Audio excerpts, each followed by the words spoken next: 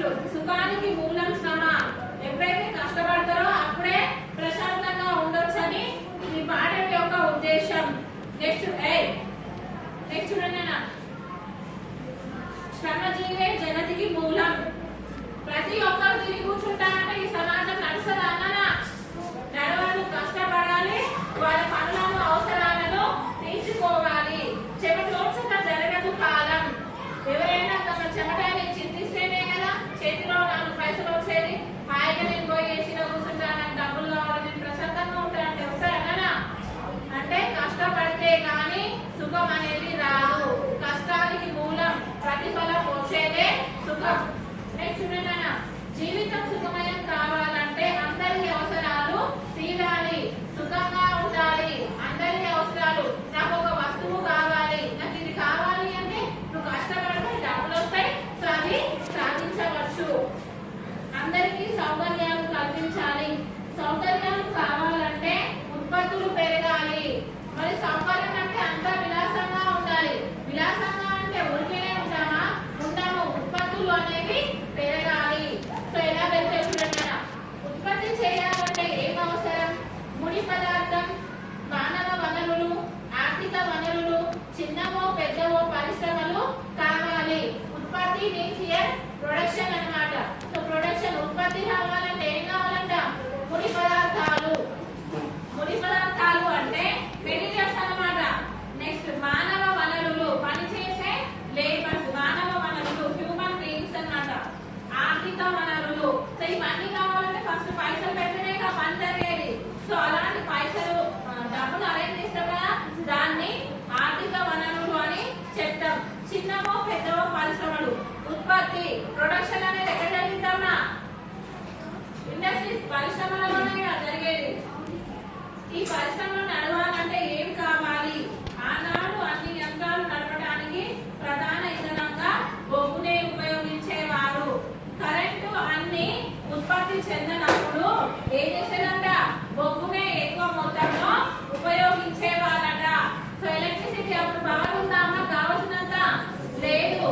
ఎక్కువగా దొరికేది ఏంటంటే నేచురల్ గా బొగ్గు. సో ఆ బొగ్గునే ఉపయోగించే వాళ్ళంట. ఆ తర్వాత జరిగిన ఎన్నో పరిశోధన వల్ల విద్యుత్ శక్తి కనిపెట్టడం జరిగింది. చాలా పరిశోధనలు, రీసెర్చ్ అవన్నీ చేసిన తర్వాత ఏమంటారు? ఎలక్ట్రిసిటీ, విద్యుత్ శక్తి అనేది కనిపెట్టడం జరిగింది. విద్యుత్ ఉత్పత్తి చేయడానికి కూడా బొగ్గే అవసరమైంది. అంటే బొగ్గు యొక్క అవసరం చూడండి, అక్కడ పరిశ్రమలు నడవడానికి మనకు కావాల్సిన కరెంట్ కావాలన్నా కూడా మళ్ళీ థర్మల్ పవర్ అంటారు కదా. బొగ్గుతో వచ్చే కరెంట్ని థర్మల్ పవర్ అంటారు. అమ్మాయి, బొగ్గుతో వచ్చే పవర్ ని థర్మల్ పవర్ అంటారు. వాటర్ తో వస్తేనేమో హైడ్రో పవర్ అని చెప్తారు అన్నమాట. సో ఆ కరెంట్ రావాలన్నా కూడా బొగ్గే కావాల్సి వచ్చింది.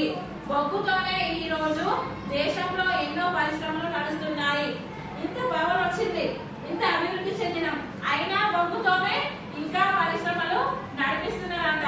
చూడండి, బొగ్గు యొక్క అవసరం అనేది ఎంత ఎక్కువగా ఉందో. నెక్స్ట్ చూడండి, గోదావరి నది పరివాహక ప్రాంతం అంతా దట్టమైన అడవులతో నిండి ఉండేది. 200 మిలియన్ సంవత్సరాలకు పూర్వం అడవులు తగలబడి భూమి మీదున్న అవశేషాలు క్రమక్రమంగా భూమిలోనికి కూరుకుపోయి వాటి మీద మన్ను రాళ్ళు పడి లోపలికి కుదించబడి అవి బొగ్గు పొరలుగా ఏర్పడినాయని చెప్పవచ్చు. చూడండి, నార్మల్గా మీకు ఏం తెలుసు? కట్టెలను కాలిస్తే బొగ్గు వస్తుందేమో, అదే బొగ్గుని అనుకుంటారు. సో ఇక్కడ ఎలా అంటే గోదావరి నది చుట్టూ అంట ఎలా ఉండేదంట? దట్టమైన అడవులు, పెద్ద పెద్ద అడవులు ఉండేదంట. సో అది ఏమైందంట? 200 మిలియన్ సంవత్సరాల కింద ఏమైంది? తగలబడింది. అంటే ఒకటికొకటి తగలబడి కాలిపోయింది. అడవి కాలిపోయి పటికల్స్ మిగిలి ఉంటాయి కదా, దాని యొక్క పార్ట్స్ అవన్నీ కూడా రోజు రోజుకు భూమిలోనికి కూరుకుపోయాయి. భూమి లోపలికి చొచ్చుకొని వెళ్ళాయి. సో వెళ్ళినాక ఏమైంది? దానిపైన మట్టి, ఆ తర్వాత రాళ్ళు అవన్నీ పడి ఇంకా లోపలికి వెళ్ళి ఆ చెట్లు పుట్టలే ఇప్పుడు ఎలా తయారైనాయి అంట? ఒక భూమి మీద బొగ్గు పొరగా ఒక లేయర్, కోల్ యొక్క లేయర్ లాగా తయారైనాయి అన్నమాట. సో చూడండి, ఇట్లా ఏర్పడ్డ బొగ్గునే మనం తవ్వి తీస్తున్నాం. దీన్నే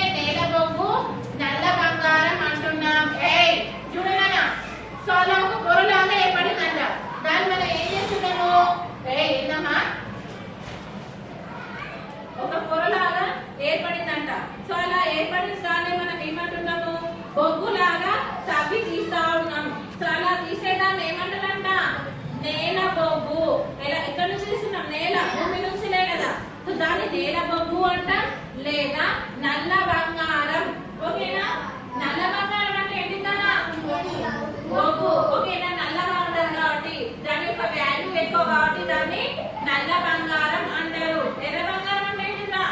మిర్చి. ఎర్ర బంగారం అంటే మిర్చి. అంటే దేనికైతే ఎక్కువ ఉంటుందో అమ్మాయి దాన్ని బంగారం తోటి కంపేర్ చేయడం జరుగుతుంది. ఇక్కడ బొగ్గును ఏమంటున్నాము? నల్ల బంగారం. అదే తెల్ల బంగారం అంటే పత్తి.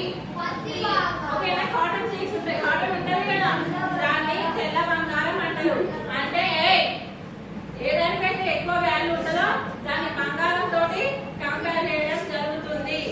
అత్యంత శక్తినిచ్చే ఈ బొగ్గే ఇంధనంగా మారి పరిశ్రమలకు మూలాధారం అయింది. ఒక ఇండస్ట్రీ రావాలంటే దాని యొక్క బేస్ ఏంటంట? బొగ్గు. ఆ బొగ్గుతోటి మన యొక్క ఉత్పత్తి అనేది పెరుగుతూ ఉంది. రోడ్లు వేయడానికి ఉపయోగించే డాంబారు, తారును, ప్లాస్టిక్ ను మనం రోజు తలకు పూసుకునే సువాసన నూనెలను, బట్టల అద్దకాలకు వేసుకునే రంగులను ఈ బొగ్గు నుండే తయారు చేసుకుంటున్నామంటే ఆశ్చర్యం కలుగుతుంది కదా. అన్నిటికంటే ముఖ్యంగా ఇప్పుడు